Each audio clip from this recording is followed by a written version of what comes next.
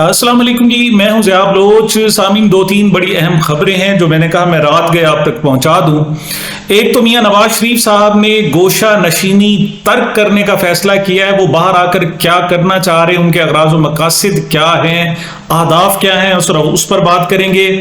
दूसरी तरफ सानिया बहावलनगर है, काबू करने के बावजूद काबू में नहीं आ रहा। बड़ी कोशिश की जा रही है मट्टी डालो, लेकिन मट्टी डल नहीं रही। दो नई वीडियोस आई हैं और बड़ी दिलचस्प वीडियो हैं, वो आप तक पहुंचानी है। और इसके अलावा एक जी मीर हसन को गिरफ्तार कर लिया है, लेकिन वो कराची वाला गिरफ्तार क्यों नहीं हो रहा, इस पर भी हमने आज बात करनी है। मीर हसन कौन है और कराची वाला कौन है, इस पर बात करेंगे। सबसे पहले तो जनाब हम बात करते हैं सानिया बहावलनगर के हवाले से। दो नई वीडियोस आई हैं जी। इससे पहले मैं आपको बता चुका हूं कि इस बड़ी कोशिश की गई कि मामला दब जाए और मट्टी डाल दी गई। आरपीओ साहब आए और ब्रिगेडियर साहब आए। आरपीओ जनाब बाबर साहब बहावलपुर के हैं, ब्रिगेडियर साहब मकामी कमांडर हैं। उन्होंने आकर मुज़ाकरात किए, एक दूसरे से बातचीत की, दोनों फोर्सेस मौजूद थी। फिर उन्होंने जनाब राजीनामा हो गया, मामला हल हो गया, मामूली वाक़या ख़त्म हो गया।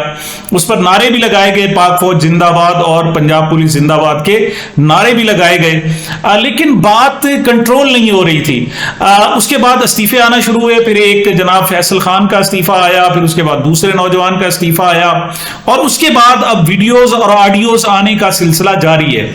अगरचे आईजी पंजाब साहब ने भी बड़ी अपनी कोई तकरीबन 6 मिनट की एक वीडियो जारी की है और बड़ी तफसील बताई है जनाब कि आपके बच्चों के लिए मैंने ये किया, आप मर जाते हो। पुलिस एहलकारों के हवाले से उन्होंने कहा जी आप जब शहीद हो जाते हो तो आपके लिए ये करते हैं, आपकी जिंदगी में ये किए हैं, आप बताएं। देखें जरा जो लोग भी शहीद हो गए उनके मकानों की क्वालिटी आप चेक करें, मतलब देखें उन्होंने जोर किस पर दिया है। उनके ख्याल में ये मकानों की क्वालिटी होती है, ये तनख्वाह होती है, ये बिनोमिनेंट फंड होता है, इंडोमेंट फंड होता है, जिससे जनाब आपको पैसे वैसे मिल जाते हैं। बस उसी पर रहें आप, इज्जत व वकार और उसकी अना की बात तो बिल्कुल ना करें ना, उसे ऐसा थपक कर सुला दें। तो जनाब आईजी साहब ने 5-6 मिनट कोशिश की, बड़ी थपकियां लगाते रहे, लेकिन मामला टल नहीं रहा। अब जनाब जिसे कहते हैं ना मुर्की मुर्की, आहिस्ता आहिस्ता और धीमे धीमे अंदाज से ये जनाब सुलगना शुरू कर दी गई है। इलियट फोर्स के जनाब ये थानेदार हैं इलियट के, और इन्होंने जनाब सब इंस्पेक्टर हैं, ये ताज़ा वीडियो जारी की है। ये खुद को छोटा भाई कह रहे हैं और साथ कह रहे हैं जी बड़ा भाई है। बड़े भाई ने हमें मार लिया तो ठीक है, कोई बात नहीं, बड़े भाई इस्लाह के लिए मार दिया करते हैं और वक्तन फवक्तन हमें जनाब पेंटी लगाते रहते हैं, पहले भी, बल्कि तराश खराज कर, लफ्ज उन्होंने तराश खराज इस्तेमाल किया है। और वो कहते हैं इस पर तो जरा तराश खराज ज्यादा हो गई है। साथ को खुद भी शर्मिंदा नजर आते हैं, कहते हैं जी मैंने बड़े भाई के कहने पर, मेरा एक और भाई भी है और उसका नाम है अवाम खान, उसकी मैं जनाब गुज़श्ता कुछ अरसे से जबरदस्त किस्म की तराश खराश कर रहा हूं और लोग हमसे नफरत भी करते हैं। लेकिन अब अवाम खान जो है वो बहुत ज्यादा नाराज है। अब अगर उसने तराश खराश कर दी तो मामला गड़बड़ हो जाएगा। वो बड़े भाई से माफी भी मांग रहे हैं और बड़े भाई को इंतबाह भी कर रहे हैं। क्या कह रहे हैं जरा मुलाहिजा फरमाएं। ये माजरत के साथ आपसे शिकवा कर रहा हूं कि जो है मैं आपका लाडला तो बन गया था, आपके कहने पर दीगर भाइयों की मैंने तराश खराश किए रखी, लेकिन जो आपने भी मेरी भी तराश खराश वक्तन फवक्तन किए रखी है। लेकिन इस मर्तबा जो तराश खराश हुई है तो वो थोड़ी सी है ना ज़्यादा हो गई है, और उस तराश खराश की जो चीखें हैं वो घर में रहने वाले तमाम लोगों ने सुन ली हैं। और इसकी वजह से आप ऐसे लगा लें कि भाई आपने तो मुझे अचानक से कोहे नूरी बना दिया है। तो इस तराश खराश से है ना मुझे थोड़ी सी है ना ज़रा तकलीफ हुई है। तो मकसद आपसे शिकायत करना नहीं है, मकसद ही सिर्फ ये बताना है कि भाई जो आप तराश खराश कर रहे हैं ना, मैं तो इससे नाराज़ नहीं होता, मैं तो इस तराश खराश का आदी हूँ, क्योंकि मेरे दीगर भाई भी तराश खराश किए रखते हैं और दीगर भाई भी जब भी किसी भाई को मौका मिलता है तो वो मेरी तराश खराश करता है। इससे और होगा कि अभी दीगर भाई हैं आप के जो नक्शे कदम पर चलते हुए वो मज़ीद मेरी तराश खराश करेंगे, लेकिन मुझे इससे फ़र्क नहीं पड़ता क्योंकि मैं इस तराश खराश का आती हूँ। लेकिन भाई आपको पैगाम ये देना था कि जो हमारा भाई अवाम खान है वो भी आपकी तराश खराश करना चाहता है बड़े अरसे से, तो आप उसके बारे में ना थोड़ा सोच लीजिएगा। अवाम खान के बारे में जो हमारा भाई है वो भी, क्योंकि इसी घर में रहता है और वो आपकी इस तराश खराश से नाराज़ है। मेरे साथ भी वो नाराज़ है कि जो मैंने आपके कहने पर तराश खराश उसकी किए रखी है, नाराज़ वो मेरे साथ भी है। لیکن آپ تھوڑا سا اپنا خیال کیجیے گا، کیونکہ میں تو اس تراش خراش کا آدمی ہوں، وقتاً فوقتاً ہے نا وہ مجھ پر تو غصہ کرتا رہتا ہے، لیکن آپ کی مجھے زیادہ فکر ہے کہ جس وقت آپ کی تراش خراش ہوگی تو شاید آپ اس تراش خراش کے عادی نہیں ہیں، آپ یہ تراش خراش برداشت نہ کر سکیں۔ تو بھائی آپ کو یہی میسیج دینا تھا، آپ کو یہی پیغام دینا تھا کہ اپنا خیال رکھیے گا اور میرا بھی خیال رکھیے گا۔ میں پھر دوبارہ آپ سے معذرت کرتا ہوں، یہ گلہ نہیں ہے، یہ شکوہ نہیں ہے، صرف آپ کو پیغام دینا تھا یہ۔ اللہ پاک آپ کا اور ہم سب کا حامی و ناصر ہو، اور ہمیں آئین پاکستان کے تحت رہ کر ملک پاکستان خدا داد کی حفاظت کرنے کی اور اس کی صحیح معنوں میں خدمت کرنے کی توفیق عطا فرمائے۔ آمین۔ پاکستان زندہ باد، پنجاب پولیس پائندہ باد۔ یہ تراش خراش کس انداز کی ہوئی تھی جو صاحب عید کے دن ہوئی تھی، اس کے اثرات جو ہے بعد میں نظر آ رہے ہیں۔ دیکھیں فوری طور پر جب چوٹ لگے تو اندازہ نہیں ہوتا۔ یہی ویڈیو ان کی پہلے بھی موجود تھی جس میں جناب یہ تفصیل بتا رہے تھے، لیکن حالت ان کی وہ نہیں تھی جو آج ہے۔ آج جناب ایک نئی ویڈیو اسی جناب تھانے دار کی سامنے آئی ہے، اور وہ بھی کسی آفیسر کو تفصیل بتا رہے ہیں، کہہ رہے ہیں جی دیکھیں جی ہمارے ساتھ یہ ہوا ہے، سر کہہ کر کہہ رہے ہیں۔ یہ نئی ویڈیو کیا کہہ رہی ہے ذرا اس کو بھی دیکھیں۔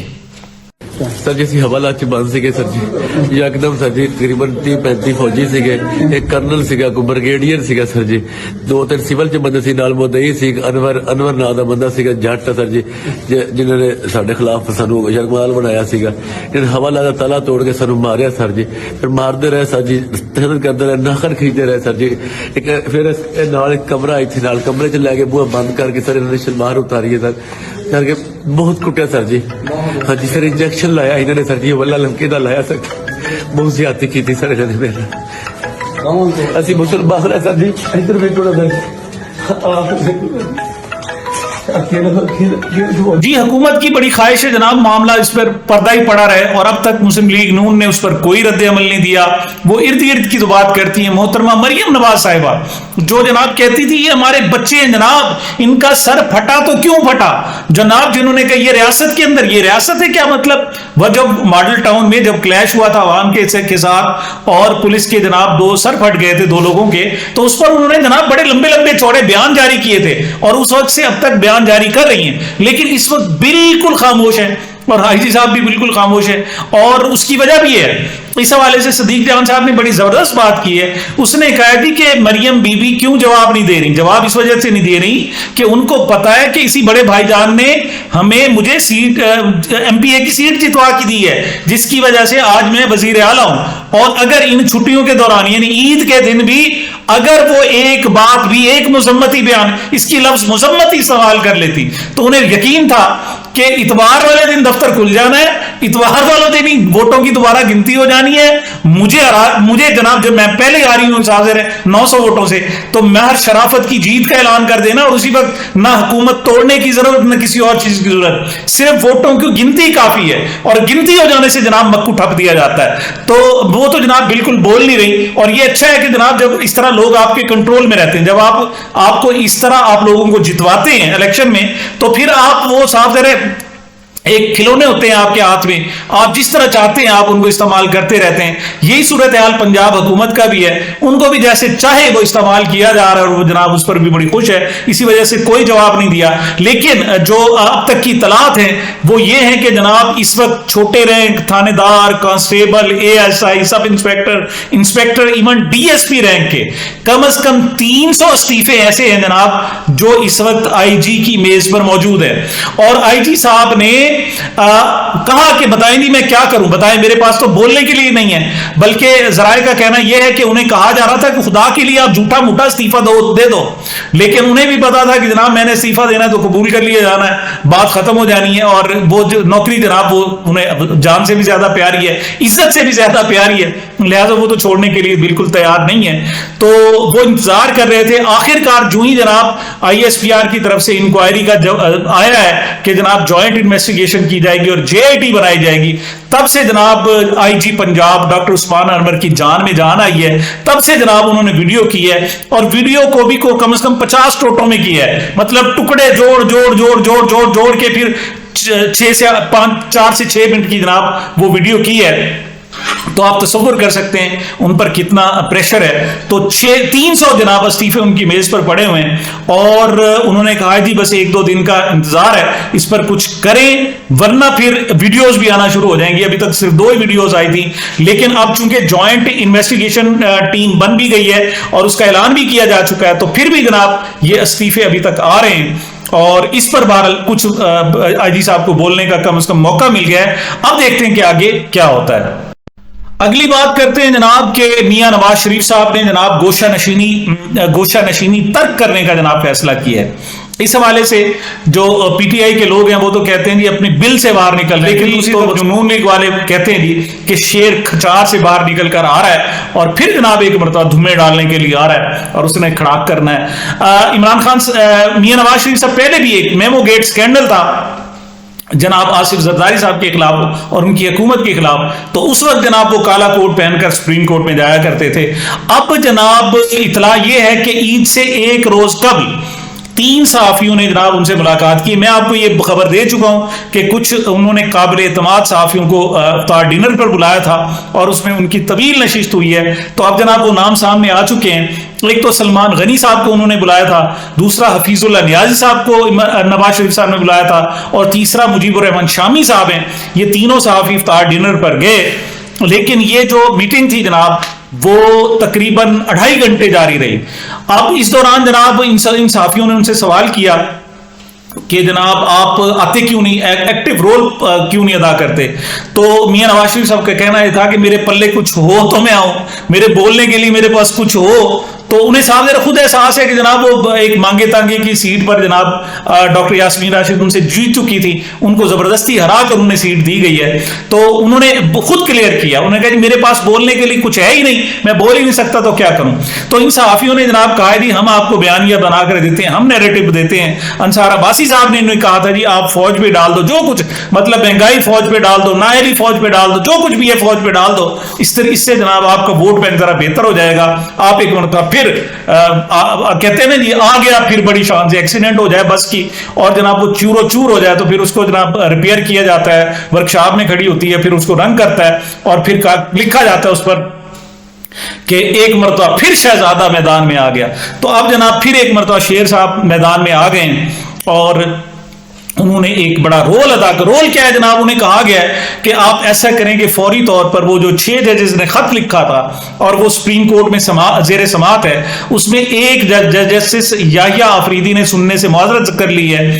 اب وہ 7 ججوں میں سے 6 جج رہ گئے ہیں اور اس پر ہو سکتا ہے کہ فل کورٹ بھی بنایا جائے یا اس کی کوئی نئی صورتحال اس کی کریٹ کی جائے. تو ایسے میں جناب انہیں مشورہ دیا گیا ہے میاں نواز شریف صاحب کو کہ آپ آئیں جناب اور آپ اس کے فریق بن جائیں.